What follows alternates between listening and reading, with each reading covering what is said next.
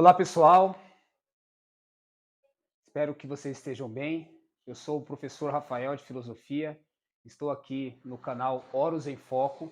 Hoje o quadro é Horus em Foco Tecnologia e vamos fazer um bate-papo sobre um tema muito interessante, que é a inteligência artificial, um tema que está super em voga, super na atualidade. Temos aqui, né, o Yuval Noah Harari, que é um filósofo israelita muito importante, que faz análises sobre essa temática. Eu estudo, né, o Harari e vou utilizar um pouco das suas análises para também projetar aqui uma leitura sobre a inteligência artificial. Então, eu vou estar lendo um artigo que foi escrito pelo Harari, que está aqui nesse site, né? Palavra de Ordem, tá bom? E também tem algumas publicações. E vamos lendo o artigo e fazendo algumas discussões. Então, como vocês podem ver ali o título, né? A IA invadiu o sistema operacional da civilização humana. Então, esse artigo ele vai estar analisando o impacto da inteligência artificial na civilização. Essa é uma análise filosófica, mas também uma análise sociológica dos impactos e das aplicações da inteligência artificial. Então, tanto que esse curto artigo, ele está datado aí de 9 de maio, então ele é super atual, e vamos fazer essa discussão. Eu só, antes de entrar aqui no texto, eu gostaria de fazer um comentário sobre uma área da inteligência artificial chamada IA generativa, que é um modelo de inteligência artificial que ele se aplica no processo criativo. Porque antigamente as pessoas falavam muito que é o seguinte, a inteligência artificial, ela faz tudo, ela reproduz comportamentos humanos, ela de alguma forma substitui determinadas funções humanas que são muito repetitivas, mas ela não tem o poder criativo, porque uma máquina não pode criar nada de novo, ela só reproduz. E o que a inteligência artificial generativa está fazendo é justamente que ela também tem esse processo criativo. Ela consegue trazer textos totalmente inovadores, ela consegue criar ali uma narrativa, por exemplo, de um filme, ela consegue criar uma novela, sei lá, uma série, se você propor isso para ela, e ela, inclusive, também ela pode compor músicas, poemas e obras de arte, como pinturas. Então, tudo isso é feito simplesmente com a inteligência artificial, pegando dados, conforme ela tem acesso a determinados dados, e aí ela faz essas projeções, essas conjecturas, e traz obras muito interessantes que quando você olha, você lê, você não diz que foi uma inteligência artificial, que foi um robô que fez. Você vai dizer que é um ser humano. E aí entra muito naquele dilema de Turing. Né? Alan Turing, que é um grande cientista da computação dos anos 50, que é exatamente essa questão. Quando a inteligência artificial ela conseguir simular um comportamento humano, provavelmente a fronteira entre máquina e humano, talvez ela pode estar superada, tá bom? Então é um pouco isso que a gente vai estar discutindo aqui. Então vamos lá. Só mais um ponto, né? Esse vídeo, esse tema, na verdade, ele não encerrará apenas em um vídeo. Então hoje a gente vai começar essa discussão e depois a gente vai ter também outros vídeos para dar conta de todo esse artigo, de toda essa temática. Então vamos lá.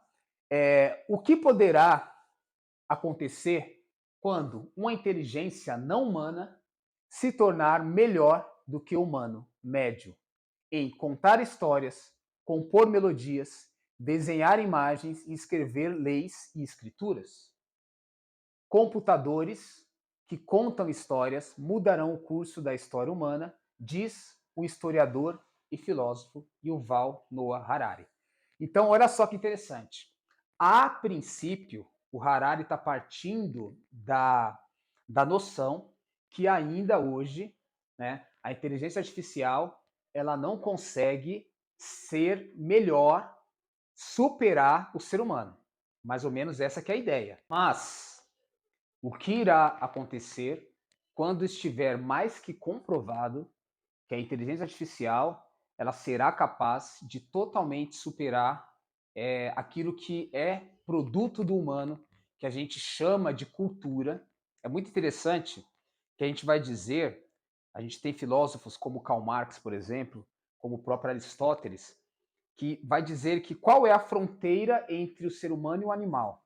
É que o ser humano ele é um ser de linguagem, o ser humano é um ser de trabalho, o ser humano é um ser que produz cultura. Né? Cultura está associado à linguagem, está associado a poemas, à música, a toda forma de arte.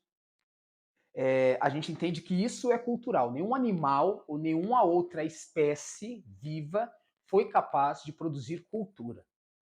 Mas quando a gente diz, quando a gente chega num patamar em que uma inteligência artificial, máquinas, robôs são capazes de produzir cultura. Então, não dá para definir o ser humano como um animal cultural, como já dizia Aristóteles.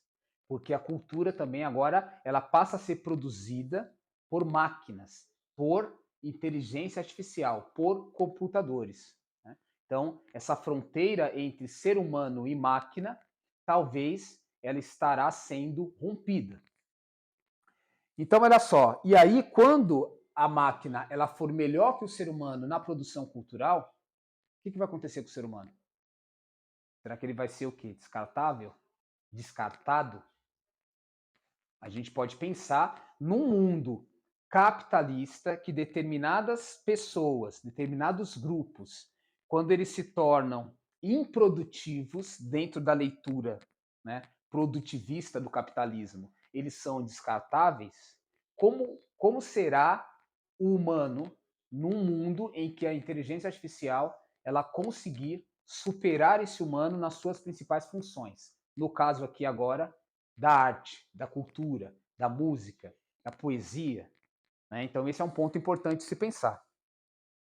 Olha só, o medo da inteligência artificial tem assombrado a humanidade desde o início da era dos computadores.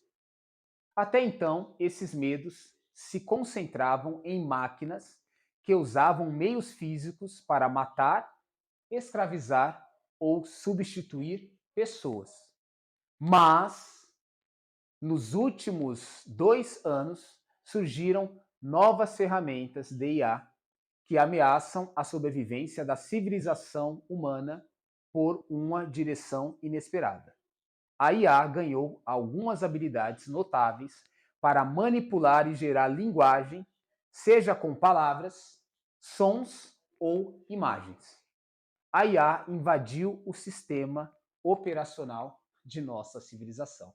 Vamos pensar que o sistema operacional da nossa civilização é a nossa consciência, é a tecnologia que a gente desenvolve, são os livros, são os nossos processos de aprender com o passado, o acúmulo de conhecimento, a informação, a ciência, tudo isso produzida pelo ser humano, seria o nosso sistema operacional que, unindo várias mentes, vários saberes, a gente vai conjecturando uma sociedade, vai, sei lá, fazendo uma série de transformações, de mudanças, de descobertas para o bem-estar humano, nem sempre também, como foi falado ali, né? A gente já teve a aplicação de máquinas de inteligência artificial, a gente já tem a aplicação de robôs para matar, por exemplo. A gente vê isso dentro de um arsenal de guerra, dentro de uma força bélica totalmente utilizada a tecnologia da morte, né? Já dizia Adorno e Horkheimer. Na barbárie do nazismo, do fascismo, da Primeira e Segunda Guerra Mundial, a gente vê todo o investimento tecnológico em vista da morte. As bombas atômicas, por exemplo. Isso aqui a gente já estava acostumado. Só que agora a gente não tinha ainda nenhuma noção que essas máquinas que antes eram governadas, programadas por seres humanos, agora elas mesmas podem programar outras máquinas, podem construir outras máquinas e, de repente, ela pode programar o ser humano. E não agora ela ser programável pelo humano, mas agora ela mesma ser aquela que vai programar o ser humano. Isso não é ficção científica, como a gente vê em alguns filmes, que a máquina, que o computador, ele supera e domina o ser humano. Hoje, a gente já pode dizer que isso é uma realidade. Não é apenas uma utopia ou uma distopia. É uma realidade concreta, dados os avanços que nós temos em IA. Eu vou avançar mais um pouquinho, tá? Como eu falei, esse vídeo ele vai ser uma série de vídeos trazendo todo esse debate. Olha só, a linguagem é o material de quase toda a cultura humana, né? É que quase toda a cultura humana é feita. Os direitos humanos, por exemplo, não estão inscritos em nosso DNA. Em vez disso, eles são artefatos culturais que criamos, contando histórias e escrevendo leis. Deuses não são realidades físicas. Em vez disso, são artefatos culturais que criamos, inventando mitos e escrevendo escrituras. Aqui, o Harari ele entra em algumas questões bem interessantes. Harari é um filósofo, é um historiador. De certa forma, ele tem ali um determinado nível de ateísmo, tá? E aí ele coloca uma questão bem interessante, que é assim, por exemplo, Aristóteles era um pensador que dizia que a cidade ela estava, de alguma forma, a polis, ela estava embrionariamente dentro da própria espécie humana. A essência humana comportava em si a capacidade, a potencialidade de se desenvolver em cidades, né, numa civilização. Essa ideia aristotélica é como se o logos da cidade estivesse inscrito no seu DNA, no DNA do ser humano, que é a política. Hoje a gente já tem outra noção. A gente teve, por exemplo, Maquiavel, que mostrou que, na verdade, por exemplo, a política e a linguagem, a cidade, ela não é algo que está escrito no DNA humano, mas é algo que o ser humano constrói, que ele produz, e ele vai por meio de consensos, de acordos, fazendo ali, construindo uma forma de viver melhor, tá? Dentro dessa noção, a gente poderia colocar que tudo é produto da cultura. Fora o nosso mundo físico-químico, nosso mundo orgânico, que é um processo que até hoje é difícil para a ciência, para a física, explicar a vida, de fato, o que é a vida, onde ela começa e onde ela termina, né? Quando a gente fala de trabalho, quando a gente fala de, por exemplo, músicas, a própria linguagem, são criações humanas. Dentro dessa lógica, todo o processo de significação é o homem que dá sentido àquilo que, num primeiro momento, não tem um sentido. O sentido ele é um atributo humano que é dado àquela coisa. Então, dentro dessa lógica, o Harari vai estar trazendo que Deus ele seria uma criação humana. É aquela noção do Ludovic Feuerbach, né? Que não é Deus que cria o homem, o ser humano, o homem e a mulher, à sua imagem e semelhança, mas seria os humanos que cria Deus à sua imagem e semelhança. Então é como se o homem coloca e projeta num Deus aquilo que seria o seu desejo mais profundo, mais originário. E nesse sentido, os mitos, né, também são produtos, né, tanto os mitos que de alguma forma transferem ou traduzem esse mundo mais místico, religioso, seria aí um produto da criação humana e não ao contrário.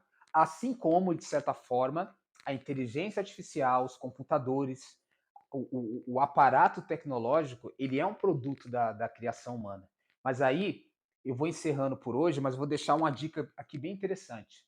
O que é humano, de certa forma? Ele é um ser, dentro do cenário da existência, que tem um cérebro super desenvolvido, que ele é capaz de acumular muitos dados, e esses dados são transformados em informações, e aí ele consegue ler o mundo, ele consegue encontrar soluções para problemas que vão, de alguma forma, melhorar a sua sobrevivência. Só que o ser humano, a princípio, a cabeça, o cérebro humano, mesmo que seja de uma sociedade, ele tem um limite. A gente não consegue guardar, né, enormes bibliotecas de livros e entender todo aquele conteúdo e lembrar de todos aqueles pontos quando a gente precisa. Só para dar um exemplo, o que, que seria então inteligência artificial? Imagina dados, milhões, bilhões, trilhões de dados que essa inteligência artificial ela consegue acessar, ela consegue tem essa memória e ela consegue acessar quando ela precisa, ela consegue transformar esses dados em informação e consegue dar soluções a problemas, a questões da sociedade, da humanidade, muito melhor, ou a potencialidade é que ela dê essas respostas muito melhor do que o ser humano, porque ela consegue acessar mais dados, processar mais dados e transformar em informação e dar respostas direcionada a problemas efetivos. Então, isso aqui, pessoal, eu estou colocando um monte de informação que eu vou aprofundar melhor para vocês, mas esse é o ponto de a gente ter a possibilidade real da inteligência artificial generativa conseguir, de fato, superar de vez toda a capacidade e intelectualidade humana. Então, hoje, por hoje, a gente fica nesse ponto. Esse ponto aqui, esse texto e toda essa discussão, ela é muito interessante, ela é muito vasta. Hoje é só o primeiro capítulo, para deixar um gostinho de quero mais para vocês. E no próximo bloco, né, na verdade, no próximo vídeo, Horus em Foco Tecnologia, nós iremos continuar esse debate, essa discussão. Então, eu aguardo vocês. Até lá. Fiquem atentos, pessoal.